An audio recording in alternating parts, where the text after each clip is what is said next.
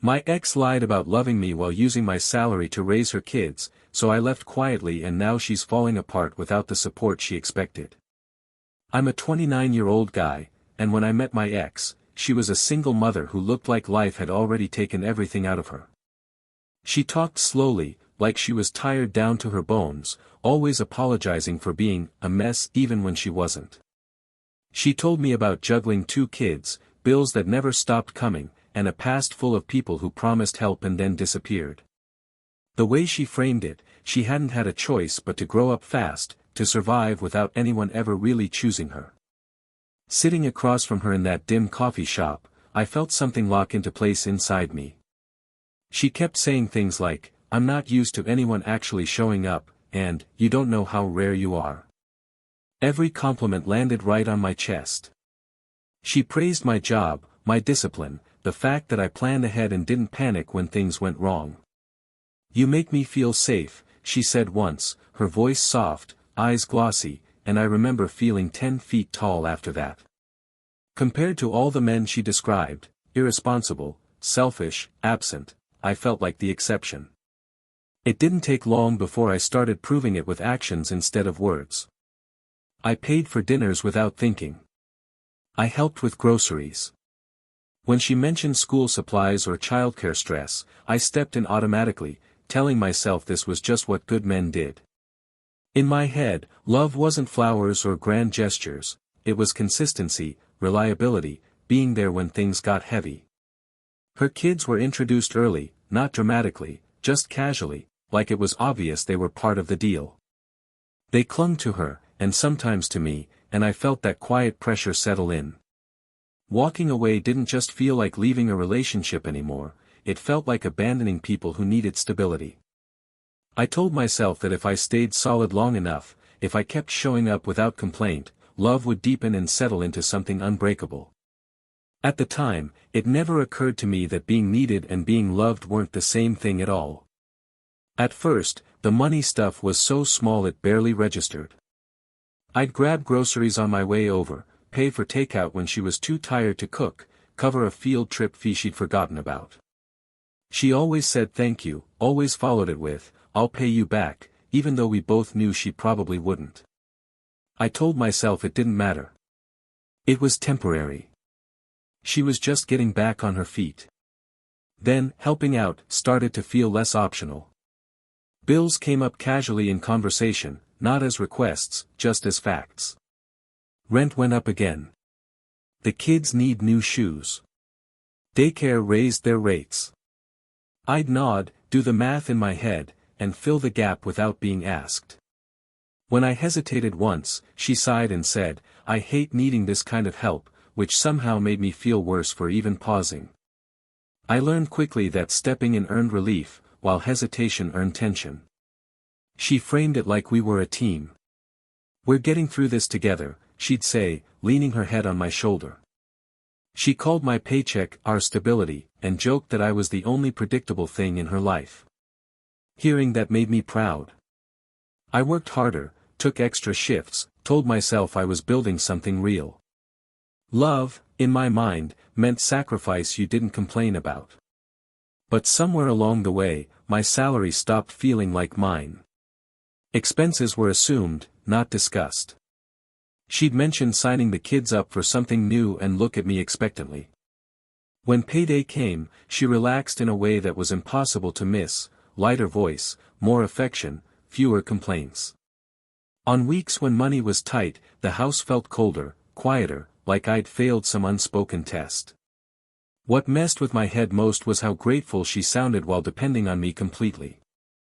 She'd tell friends, "I don't know what I'd do without him," while making plans that relied on my income as if it were guaranteed. I started budgeting around her life instead of mine, pushing my own goals back because now wasn't the right time. I didn't realize it then, but my generosity had quietly turned into an expectation. And once something becomes expected, it stops being appreciated. The first time I tried to slow things down, it didn't turn into a fight, it turned into a breakdown. I mentioned maybe cutting back on some expenses, just for a month or two, and her whole posture changed. Her shoulders slumped, her voice got small, and she stared at the floor like I'd just taken something vital away. "I knew this was too good to last," she said quietly. That sentence hit harder than yelling ever could have. From then on, every boundary came with emotional consequences. If I said I was stressed about money, she reminded me how hard her kids' lives already were. If I needed space, she asked why I was pulling away like everyone else. Disagreement stopped being about the issue and became about my character. I wasn't cautious, I was selfish. I wasn't tired, I was abandoning her when she needed me most. I started choosing my words carefully, afraid of triggering another spiral. She framed herself as fragile and me as the only thing holding everything together. "You're all we have," she said more than once, never angrily, always like it was just a sad fact. Hearing that made my chest tighten. Walking away didn't feel like an option anymore, it felt like causing real damage to innocent people. So I stayed quiet. I paid. I swallowed my doubts and told myself this was just what love looked like when it was hard. Slowly, my needs stopped making it into conversations at all. When I talked about being exhausted, she'd say, "At least you get breaks." When I mentioned feeling overwhelmed, she reminded me that she didn't have the luxury to fall apart. The message was clear, my role was to be strong, steady, and silent.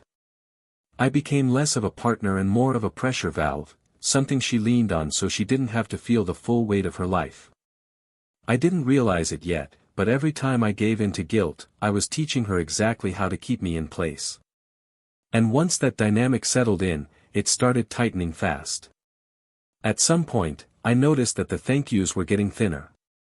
Not gone completely, just rushed, automatic, like a reflex she didn't have to think about anymore. When I paid for something, she'd nod and say, "Yeah, I figured you'd handle it," instead of looking relieved or appreciative. The shift was subtle, but once I saw it, I couldn't unsee it. Gratitude had turned into assumption. Her stress stopped being something we faced together and started being something she dumped on me. She'd vent for hours about work, the kids, money, life, and I'd listen, nodding, offering solutions that were quietly ignored. When I tried to talk about my own exhaustion, she'd glance at her phone or interrupt with, "I don't have the energy for this right now." Somehow, I was expected to absorb everything, but never allowed to leak. Money became the clearest example. She started planning expenses out loud like decisions had already been made. "The kids need new tablets for school," or, "I'm thinking we should move somewhere bigger." There was no question in her tone, no pause to ask if I was okay with it. When I hesitated, she'd look annoyed and say, "You know this isn't for me, it's for them." That sentence shut me down every time. I also started catching small jabs that felt out of place. If I forgot something minor, she'd say, "Must be nice to only worry about one job." If I asked her to handle something, she'd sigh and say, "I thought you were better at managing things." They were quick, quiet comments, easy to brush off, but they piled up in my chest. The house itself felt different too, tense, heavier, like I was always one mistake away from disappointment. Love started feeling less like warmth and more like a transaction I had to keep earning. And the scariest part was realizing that if I ever stopped paying, I wasn't sure what would be left between us at all. The moment everything shifted wasn't dramatic. There was no shouting, no accusation, no big reveal meant for me. I was just standing in the hallway, halfway between the bedroom and the kitchen, when I heard her voice drift out from the living room. She was on the phone with one of her friends, laughing in that loose, careless way she rarely laughed with me anymore. I hadn't meant to listen, but my name came up, and my feet froze. "Yeah, he's solid," she said, like she was describing a reliable appliance. "He's not going anywhere. He feels responsible for us." There was a pause, then a soft laugh. "Honestly, I don't even think he realizes how much we rely on his check." The word check landed like a slap. Not him. Not us. Just what I brought home every 2 weeks. Her friend said something I couldn't hear, and she replied, "I mean, love is great, but stability is better. Especially with kids." She sounded calm, practical, almost proud of how logical she was being. Men like that don't just walk away. They're wired to provide. Another laugh. This one sharper. I stood there, heart pounding, staring at the scuffed paint on the wall like it might crack open and swallow me. Every late night, every sacrifice, every time I'd ignored my own anxiety suddenly rearranged themselves into something ugly and clear. I wasn't her partner. I wasn't even really her choice. I was infrastructure. A foundation she'd built her life on without ever asking if I wanted to carry that weight. When she hung up and noticed me, her smile didn't falter. "Hey," she said casually. "Did you hear any of that?" My mouth went dry. I shook my head, even though the truth was screaming in my ears. That was the moment I realized something inside me had broken quietly, and whatever we'd been pretending this was, it could never go back to the way it was before. After that night, something in me went numb. I didn't confront her. I didn't cry or explode or demand explanations. I just stopped. Not loving her, not caring, but overextending. I went back to my routines, my job, my role in the house, but with my eyes open in a way they'd never been before. For the first time, I watched instead of reacting. I stopped automatically filling every gap. If she mentioned a bill, I didn't jump in with my card. If she complained about money, I nodded and said, "That's stressful," and left it there. The change was immediate. Her warmth cooled almost overnight. She didn't sit as close on the couch. Her texts became shorter, more transactional. The affection that used to come easily now felt measured, like it was being rationed. She noticed, of course. "Is everything okay with you?" she asked one night, not out of concern, but suspicion. I told her I was just tired. That I needed to focus on work. She frowned, then said, "I just hope you're not pulling away." The irony almost made me laugh. When I didn't reassure her the way I used to, her tone sharpened. "You know the kids feel it when you're distant, right?" That's when the guilt tactics shifted. Instead of gratitude, there was irritation. Instead of appreciation, there were comments about how things used to be easier. When I said no to something small, she snapped, "Wow. You've really changed." I realized then how conditional her affection had always been, how quickly it vanished the moment I stopped being useful. Watching it happen hurt in a different way than not knowing. There was clarity now, and clarity doesn't soften the blow, it sharpens it. Every interaction felt like confirmation of what I'd overheard. I wasn't loved for who I was. I was valued for what I provided. And the more I pulled back, the more obvious it became how fragile our entire relationship really was. The lowest point didn't come during a fight. It came on a random Tuesday night when I said no. She asked if I could cover an unexpected expense for the kids, nothing huge, just another one-time thing. I told her I couldn't right now. I didn't apologize. I didn't explain. I just said, "I can't." The silence that followed was heavy, like the air had been sucked out of the room. Her face hardened in a way I'd never seen before. "So what are we supposed to do?" she asked, arms crossed. When I didn't answer immediately, she scoffed. "You know this affects the kids, right?" That sentence felt like a knife. I tried to explain that I was overwhelmed, that I felt stretched too thin, but she cut me off. "Must be nice to only worry about yourself," she said. "Some of us don't get that luxury." Then came the words that finally broke me. "If you leave," she said quietly, "you're not just hurting me. You're ruining their stability." I felt my chest tighten, my hands go cold. Everything I'd given, every sacrifice I'd made, was suddenly framed as an obligation I was failing to meet. Not choosing myself meant I was good. Choosing myself meant I was cruel. I went into the bathroom and locked the door, sitting on the edge of the tub, staring at my reflection under the harsh light. I barely recognized the person looking back at me. I felt small, trapped, and deeply ashamed for even wanting out. I remember thinking, this is my life now. Not love. Not partnership. Just responsibility with no exit. That night, lying awake beside her, listening to the quiet sounds of the house, I realized something terrifying. I wasn't afraid of losing her anymore. I was afraid of disappearing completely if I stayed. And somehow, that realization hurt worse than anything she'd ever said to me. After that night, I stopped trying to fix anything. Not in a dramatic way, there were no ultimatums, no emotional speeches. I just went quiet in a different way. I smiled when I needed to, nodded through conversations, and kept my thoughts locked behind my teeth. On the surface, nothing looked broken. Inside, I was already halfway gone. I started planning in pieces. Small, careful ones. I opened a new bank account and rerouted my paycheck, doing it on my lunch break like it was just another errand. I reviewed my expenses late at night, sitting in the dark with my laptop balanced on my knees, the glow of the screen reflecting off the walls. Every number felt like a step closer to breathing again. I didn't tell anyone. I couldn't risk it. I stopped taking on new responsibilities.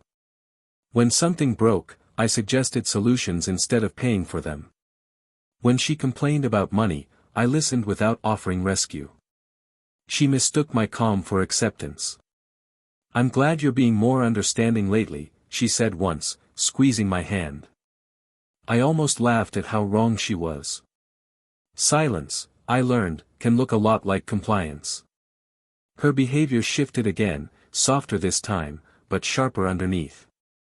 She became more affectionate when she sensed distance, more attentive when she felt control slipping. Compliments resurfaced, carefully timed.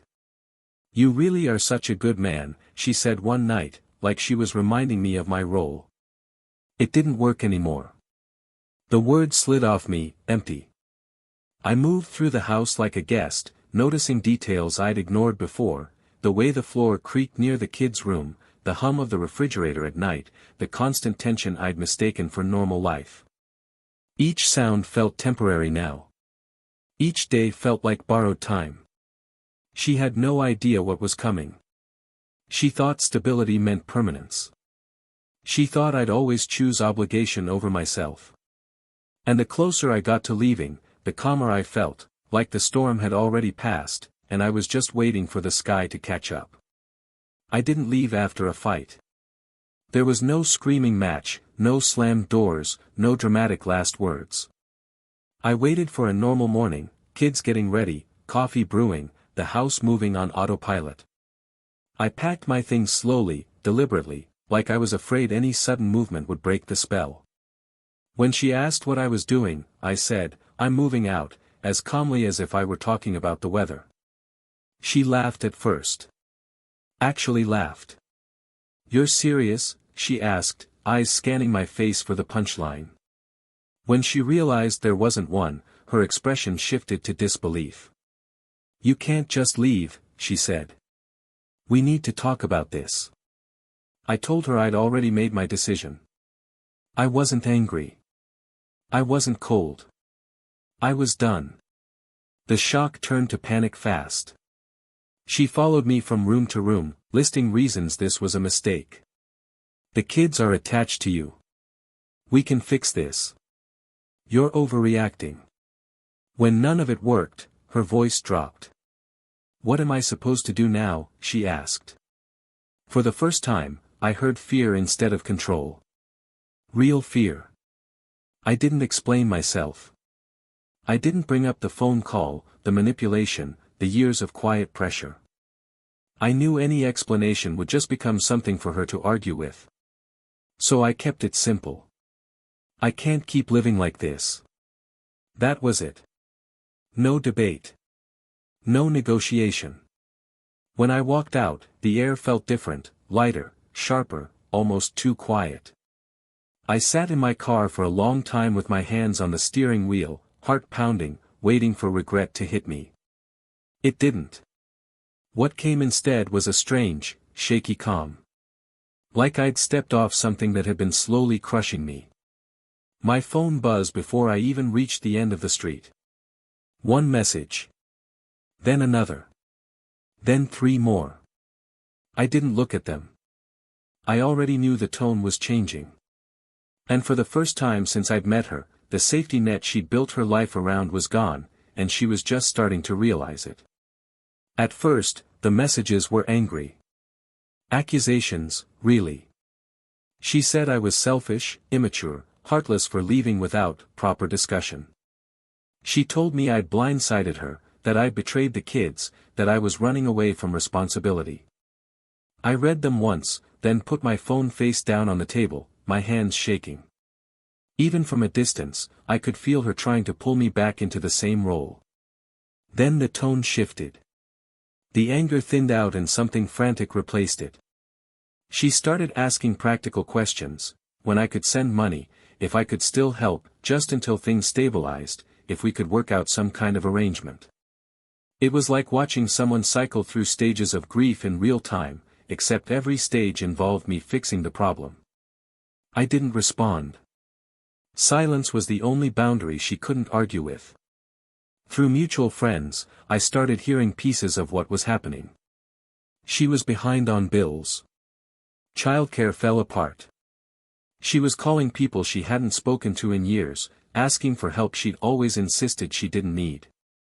The same strength she'd once performed so convincingly was cracking under real pressure. And as hard as it was to admit, part of me felt relief. Not joy, just validation. She left voicemails late at night, her voice softer now, shakier. "I don't understand how you could just walk away," she said in one. In another, she cried, saying she missed me, that things were harder than she thought they'd be. What she never said was "I'm sorry." What she never acknowledged was how much I'd given, or how much it had cost me. From the outside, I watched her life start to tilt without the quiet support she'd built it on. And with every passing day, it became clearer that what she missed wasn't me, it was the stability I'd provided. That realization hurt, but it also untangled something deep in my chest. I wasn't cruel for leaving. I just stopped holding up something that was never meant to rest entirely on me. The last message came weeks later, long after the anger and panic had burned themselves out. It wasn't a text this time. It was a long email, sent late at night, like she'd waited until everything was quiet enough to feel the weight of it. She wrote about how much she'd been thinking, how she finally understood what she might have taken for granted. She said leaving had scared her, that it forced her to look at things she didn't want to see. She talked about love. Not the practical kind she used to praise, but the emotional kind she knew I wanted to hear about. "You were always there for us," she wrote. "I didn't realize how much until you were gone." She said the kids asked about me sometimes, that the house felt empty without my presence. Every sentence felt carefully chosen, like bait shaped exactly to my old weaknesses. Halfway through, the tone shifted. She mentioned how hard things still were, how unstable everything felt. "I can't do this alone," she admitted. She suggested we meet, just to talk, maybe figure out a healthier balance this time. She promised things would be different. She always promised that part at the end. I read the email 3 times, my chest tight, my hands cold. Part of me wanted to believe her, not because I missed the relationship, but because I missed the version of myself who thought love could be earned by sacrifice. That version of me would have rushed back, convinced that this was growth, that this was accountability. Instead, I noticed what wasn't there. No apology that didn't circle back to her struggle. No acknowledgement of the pressure, the manipulation, the way my worth had been tied to my wallet. Even now, the solution she saw still involved me stepping back into the same role, just with softer language wrapped around it. I replied with one sentence. I wished her well and said I wasn't coming back. When I hit send, there was no rush of relief, just a quiet, steady sense of finality. For the first time, I chose clarity over comfort. And I knew there was no going back after that. I didn't feel victorious after that. There was no dramatic sense of triumph, no moment where everything suddenly made sense. What I felt was quiet. The kind of quiet you only notice after years of constant noise. I woke up one morning and realized I wasn't bracing myself anymore, no mental math, no anticipating someone else's needs before my own. Just space. Just me. It took time to untangle who I was from what I provided. For a while, guilt lingered in the background, especially when I thought about the kids. I questioned myself late at night, wondering if I'd been selfish, if I'd overreacted. But every time I replayed the pattern honestly, the answer stayed the same. Love isn't something you have to keep paying for to deserve. I started rebuilding slowly. I saved money without anxiety. I made plans that didn't involve anyone else's survival. The constant tightness in my chest eased, replaced by something steadier, self-respect. I noticed how much energy I'd spent managing someone else's life, and how little I'd been allowed to live my own. Looking back now, I understand the difference I couldn't see then. Being needed made me feel important. Being loved would have made me feel valued. Those two things aren't interchangeable, no matter how convincing the illusion is when you're inside it. I wasn't heartless for leaving. I was honest. I don't hate her. I don't wish her harm. But I also don't carry the weight of her choices anymore. That responsibility was never mine to begin with.